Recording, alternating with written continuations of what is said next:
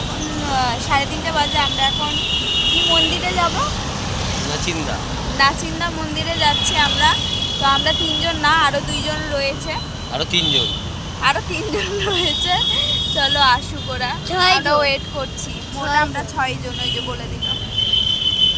কয়েকদিন টানা বৃষ্টি হওয়ার পর ওয়েদারটা আজকে কি সুন্দর লাগছে দেখো। আর মেঘগুলো এত নিচে, মনে হচ্ছে হাত দিয়ে মানে হাত বাড়ালেই মেঘ আমি ছুঁতে পারবো এরকম, কিন্তু সেরকম তো না। কিন্তু এত সুন্দর লাগছে দেখো, আকাশটা ভীষণ সুন্দর লাগছে ওয়েদার।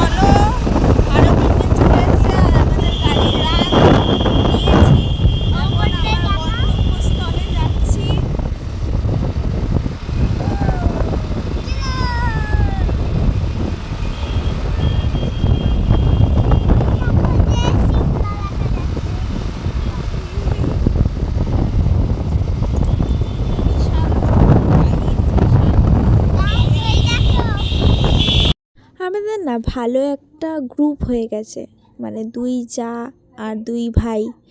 যাই হোক, আমরা 6 জন মিলে বেরিয়ে গেছি। তো আমরা একটা মন্দিরে যাচ্ছি। তো চলো, অনেকটাই রাস্তা বলতে গেলে। আর এই দেখো বালির ব্রিজটা ক্রস করছি, আর ওই যে দক্ষিণেশ্বর মন্দির দেখা যাচ্ছে, জয় মা তারা।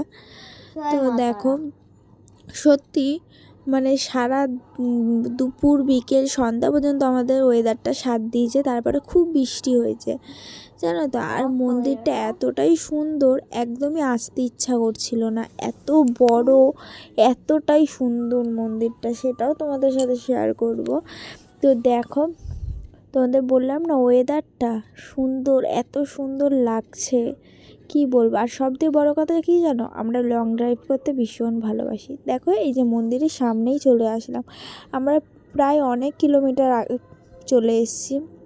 তো মন্দিরটা দেখো খুবই সুন্দর। এখানে একটা বাবা ভোলেনাথের মন্দির আছে। বাবা ভোলেনাথটা এতটাই সুন্দর, মানে তুমি ওখান দিয়ে আসতে পারবে না।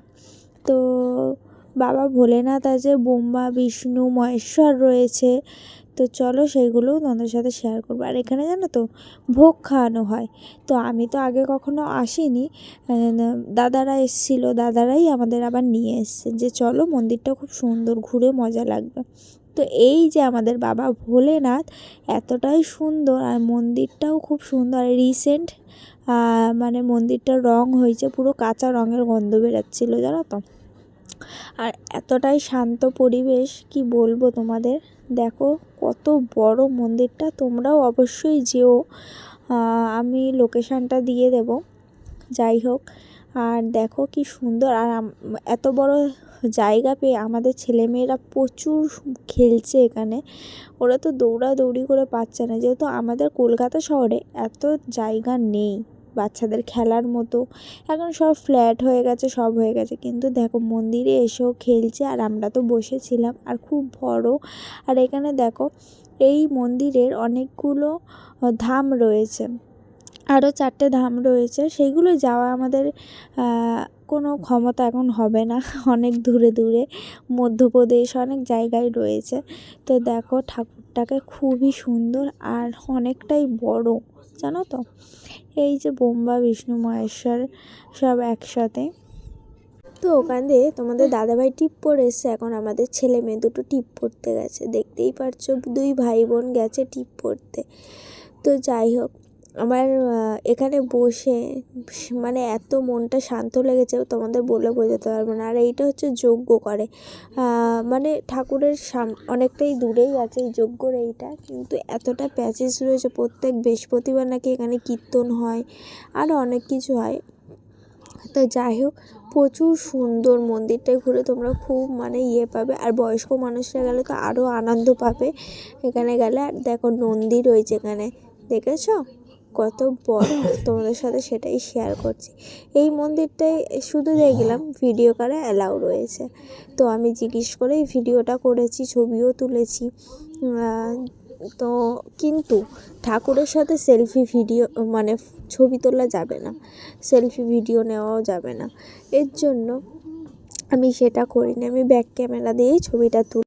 এখান থেকে বেরিয়ে আর একটা মন্দিরে যাওয়ার খুবই কথা ছিল, কিন্তু যেতে যেতে বৃষ্টি চলে এসছে আর সন্ধ্যাও হয়ে গেছে, আর ওই মন্দিরে যাওয়া হবে না। যাই হোক, সেই ঠাকুর আমাদের চাইনি, এর জন্য আমরা যেতেও পারিনি। তো তো দক্ষিণেশ্বরের ওপর থেকেই যাচ্ছিলাম, কিন্তু দক্ষিণেশ্বরে ঢুকতে পারিনি। ওই যে বলে না, ঠাকুর না ডাকলে সেখানে যাওয়া হয় না, সেই হচ্ছে কথা। তো দেখো এখানে আমরা ফুচকা খাচ্ছি, মানে ফুচকা খেতে এসেছি। আর এখানে সবাই তারকেশ্বর যাচ্ছে, যেহেতু এটা শ্রাবণ মাস, তোমরা জানো এখনও 2টো শ্রাবণ মাস পড়ে রয়েছে, কালকেই একটা শ্রাবণ মাস। তো যাই হোক, এখানে ফুচকা খেয়ে আবার আমরা বাড়ির উদ্দেশ্য হচ্ছে, যেহেতু অনেকটা সন্ধ্যা হয়ে গেছে, 7:30 বাজতে যায় জানো তো। তো হাইওয়েতে আস্তে আস্তেই যাচ্ছি, যেহেতু বাচ্চা রয়েছে এর জন্য।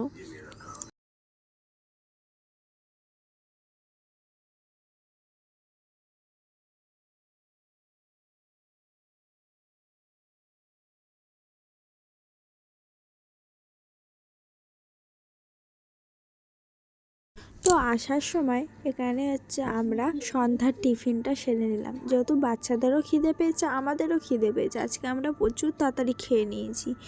তো যাই হোক, এখানে দেখো দাদা, বৌদি, মিষ্টু, আমরাও মানে টিফিনটা করে নিচ্ছি। আর বাড়ি এসে দেখো কী অবস্থা, জামা কাপড়গুলো তুলতে হবে, এসে সন্ধ্যা দিলাম। এভরিওয়ান, তো এখন সন্ধ্যা দিয়েছি, যেহেতু সন্ধ্যা দেওয়ার টাইম পাইনি, আমরা তো দুপুরবেলা বেরিয়ে গেছিলাম। তো এসে এত কোমর ব্যথা করছে, সন্ধ্যা দিয়ে শুয়ে পড়েছি। তো গোপালকে ঘুম পাড়িয়ে তারপরে ড্রেস চেঞ্জ করে ওই জামা কাপড়গুলো আবার রাখতে হবে কালকে কাচার জন্য। চলো আজকের ব্লগটা এখানেই শেষ করলাম, আবার নেক্সট ব্লগে দেখা হচ্ছে। আজকে আমার দুপুরে ঘুমটাও ঠিক করে হয়নি, চোখ টোক লাল হয়ে রয়েছে আমার।